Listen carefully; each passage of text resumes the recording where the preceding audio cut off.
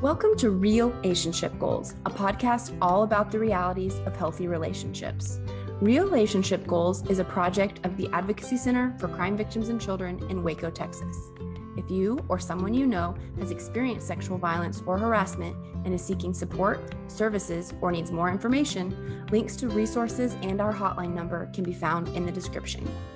The views expressed in this podcast are those of the hosts and guests and do not necessarily reflect those of their organizations or affiliates.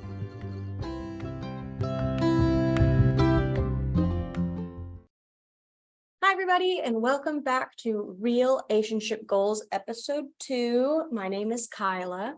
I'm Mariana. And I'm Maria. And we're going to jump right in today with our story, which I have for us today. Mm-hmm. And this took an embarrassingly long time for me to think of, literally right now before we started filming. I was pacing right in front of our whiteboard trying to think of a good story. And when it hit me like a bolt of lightning.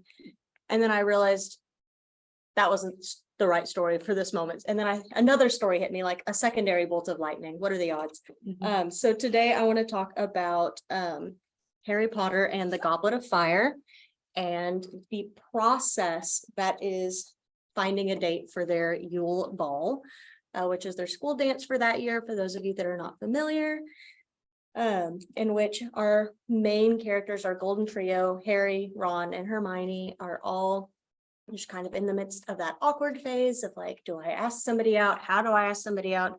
If you're Harry, you're trying to survive all of these life-threatening challenges. You've got a lot on your plate already, so that's a little overwhelming. And Harry has had a crush on one girl named Cho Chang for the entire year, and he just thinks she is lovely and wonderful and smart and all of those good things. And he finally, after many, many, many months, gets the courage to ask her. He's finally brave enough to do it. And she has already been asked out by someone else, which is just, and she apologizes and says that she wished he'd asked earlier. So that's a hard swing and a miss. And then we have Ron, who bravely asks out Fleur Delacour, who is a, like, for lack of a better word, exchange student kind of for the year for the Triwizard Tournament, who is extremely lovely, and he panics and asks her out and then kind of blacks out and nobody's really sure what happened, but it was a no all the same. So another swing and a miss for Ron as well. Very, very hard, a brave attempt. And then finally we have Hermione, who is not doing the asking out, but instead we learn later was asked out by another one of the champions from the tournament, Victor Crumb, who's very sweet. And she gets asked out to go to this ball, and she ends up having a wonderful night until drama ensues. I'm not gonna no more spoilers. You have to go watch it if you've never seen it.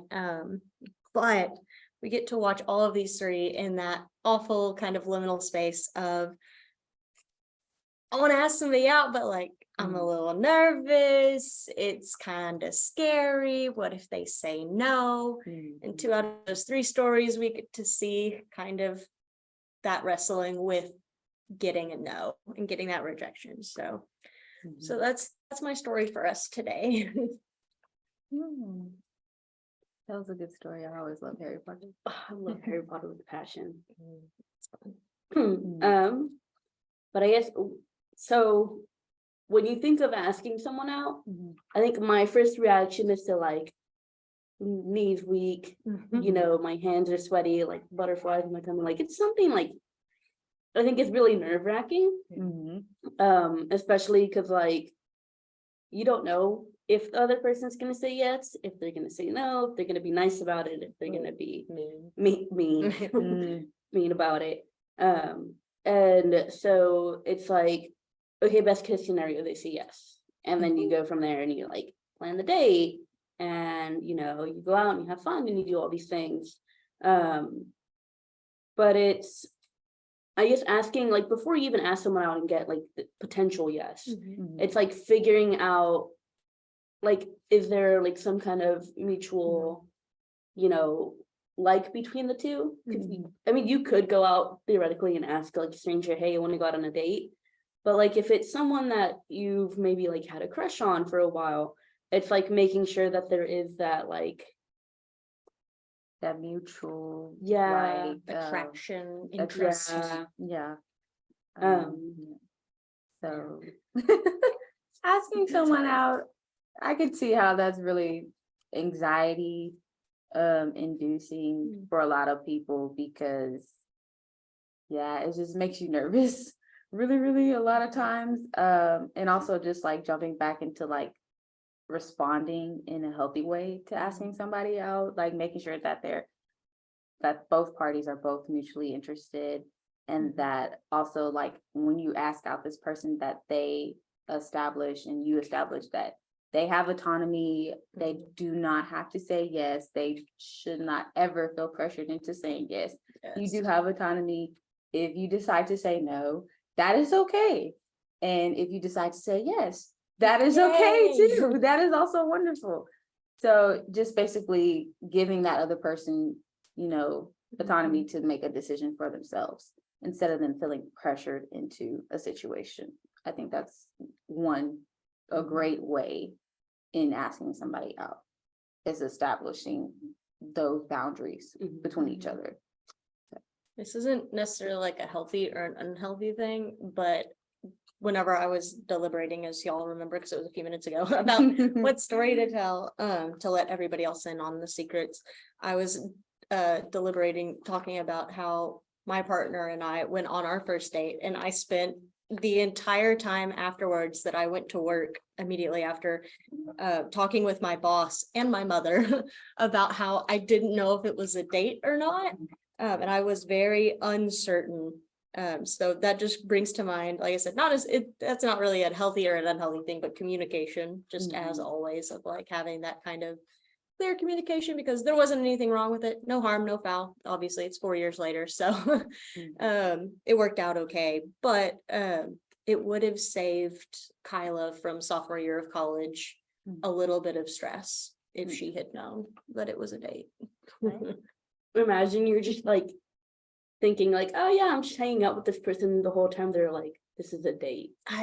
I literally was Googling on my phone, like how to know it's a date. My boss was so fed up with me. He was like, Kyla, it was a date. And I was like, I just don't know. I don't want to make an assumption. I don't know. Yes. So that also feeds into like with being clear and concise, like when you make your intentions, like establish those intentions ahead of time, that takes a lot of pressure off of like knowing that it's a date, asking somebody out, and basically like that even feels connection towards the two people that are supposedly are going on this date. And it also establishes like building trust and just like making sure that you guys have clear communication between each other, and that you both have an understanding, like, this is a date. yes. I'm letting it known that I like you. Hopefully there's a mutual interest with me as well. So yeah, that feeds a lot of connection between building trust and clear communication. And now leading into the harder stuff. What are some unhealthy ways to either like go about asking somebody out, maybe, or I feel like, so there's unhealthy ways to ask somebody out, and there's unhealthy ways to respond to the response of asking somebody out, which feels kind of like a tongue twister. So let's dive into that icky, sticky space. So like, I guess at the end of the day, the best worst case scenario, maybe it's like a way to put it. Yeah. If somebody says no. Yeah. It's like, hey, you know what? No, thank you. Yeah. And it could be that like maybe they're not comfortable with you. Maybe it's like a stranger that you did see like on the street, and you're like, hey, let's go get coffee. And they're like, no, I'm good. No, thank you. No, thank you. Yeah. Which is fine. Like everyone's entitled. But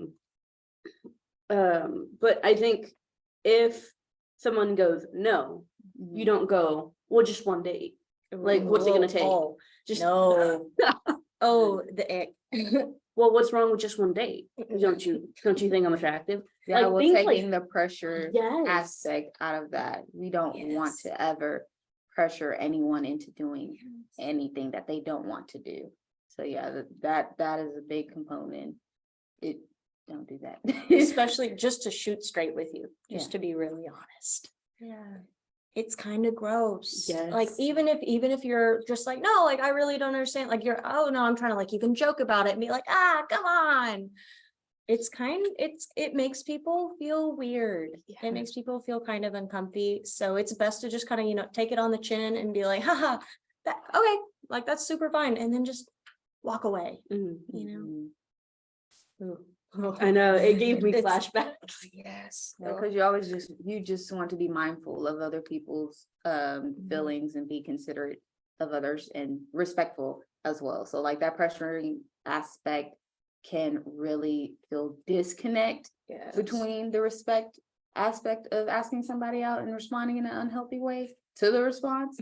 So it's like, yeah, just being mindful, like, hey, it's gonna happen sometimes. Sometimes you'll get the yes, and sometimes you may get a no, Mhm. and both are okay. And it's like you just really gotta take it and roll with it, wherever Mhm. way it goes.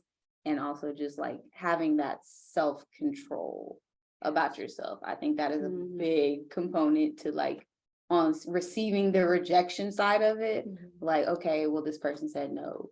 And so even though I'm a little upset about it, I'm not gonna react in an unhealthy way and just like make them feel even more uncomfortable. So I'm just gonna take that on the chin and just go about my way. On the chin. I've never- Take it on the chin. Yeah, On the chin. I started, Like a little- I've started it. It makes me think of, I did not expect to be having such a visceral reaction to talking about this episode like I am. But I am just getting such flashbacks to the times whenever I was on the apps, whenever I was on Tinder or Hinge, and like somebody would like ask you out, like hit on you in any number or myriad of ways of just a spectrum of eloquence.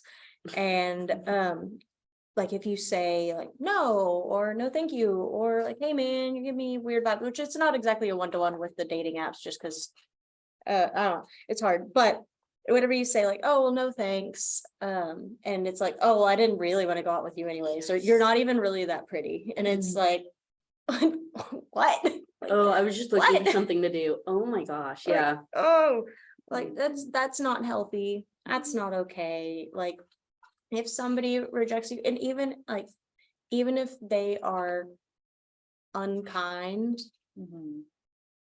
that's probably not somebody you wanted to go out with anyways. And once again, we're taking it on the chin and we're getting out of there, and we're trying again elsewhere. But we're not gonna respond to a no with mean-spiritedness. Yeah, it's just like important to remember that even when you are getting rejected, it doesn't give you the space or the right to dehumanize or devalue someone. Yes. So Yes. yeah. I think kind of going with like getting the no. No means no, Yes. and maybe does not mean yes. Yes Mhm. means yes, right? Yes. But no, or maybe, or Let me think about it. yeah, like those are all very clear signs of like not Mhm. interested right now at this moment. Mhm. So it's, you get a no and you're not entitled to like an explanation. It could just be no.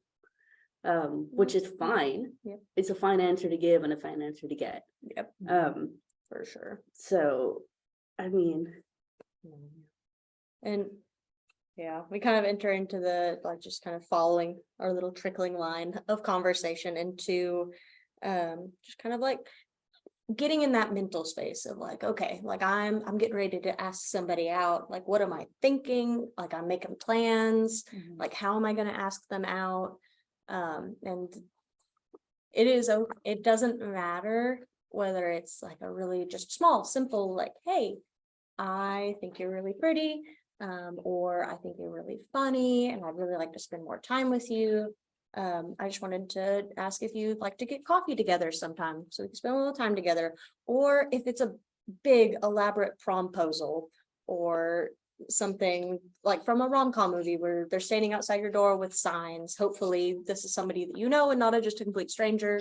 Otherwise that's we have concerns, but there's not it doesn't matter if it's big or if it's small. All that matters is that you're going into it like with genuine intentions and enthusiasm. Yay. But I will say there is definitely a wrong way to ask people out, and that's instances where there is a power imbalance, which makes me feel kind of icky. So I'm thinking specifically of instances of like if they're your like waiter or waitress, and like there is a total difference between like not really saying anything and then you just like leave your number on the receipt, like you write it down. Personally, that feels a little unsafe to me, so I wouldn't recommend it, but if that's how you want to shoot your shot, go for it. But like if you like don't really say anything and you just leave that there, they have the ability to take that and do with it as they please. Like that still allows them some autonomy there. But if you're sitting at a table with your buddies and the bartenders get your drinks ready and you're telling her, oh, like you're so pretty, like da da da, all this stuff, you're putting her in kind of a weird circumstance where she is already like needing to serve you and now has to kind of do a dance to maintain that professionalism and not offend you, but also like protect themselves and just kind of stuff like that. So that's just kind of like my thought in that area. It's kind of a one-off thing, but I'm kind of like, that makes me feel a little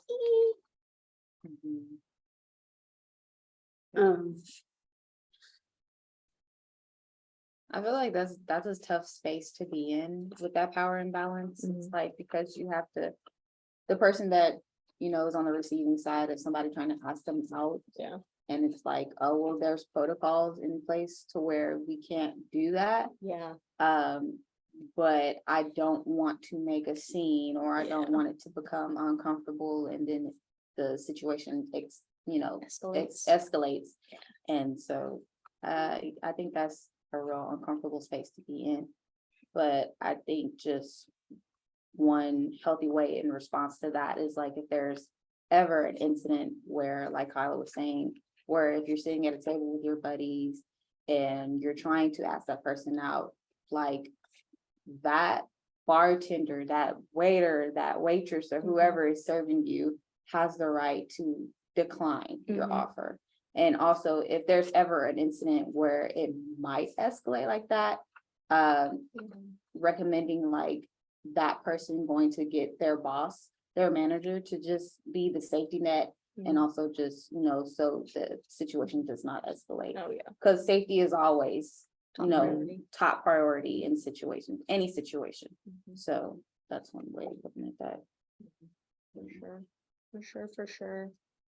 And then just to quickly touch on it too, just like as a good thing just to be mindful of, like as you're asking somebody else, like, what am I wanting out of this relationship? Like whether like maybe you're just wanting to be friends with somebody or you're wanting to start a romantic relationship. Just always, once again, kind of going into it with genuine intentions, and you're going into it with like that spirit of, I want to get to know you more. And the process of asking out comes out of a place of respect and honesty and kindness as well. And just always remembering that you're talking to another full person. That is a full person, and just kind of giving them that respect that they deserve because of that. Yeah, and even like letting them know like what your intentions are too, because it would like, imagine you're like going on a date with someone and you're like looking for something long term and they're just like, no, I'm not. Yeah, that's hard. That leads to hurt. Yeah. Fast. So just knowing what you want from the beginning for sure. 100%.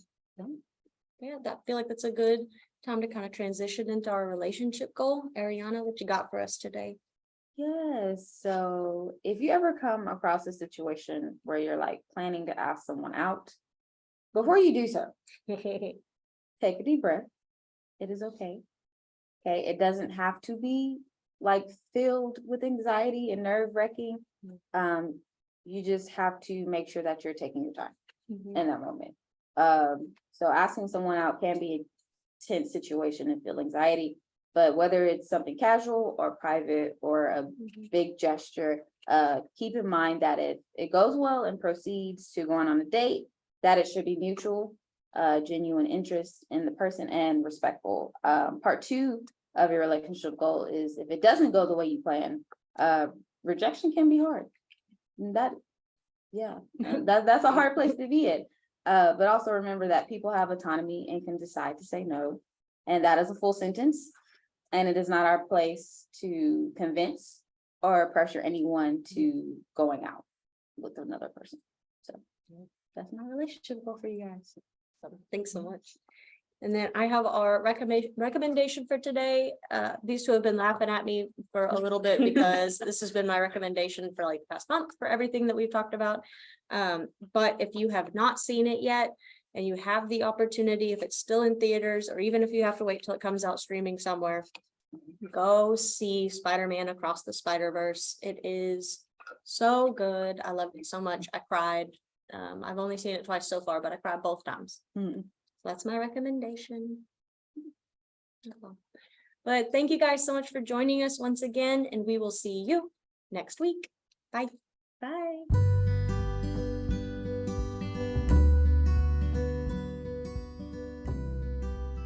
Thanks so much for tuning into Real Relationship Goals. This episode was produced by the Prevention and Education Department of the Advocacy Center for Crime Victims and Children in Waco, Texas.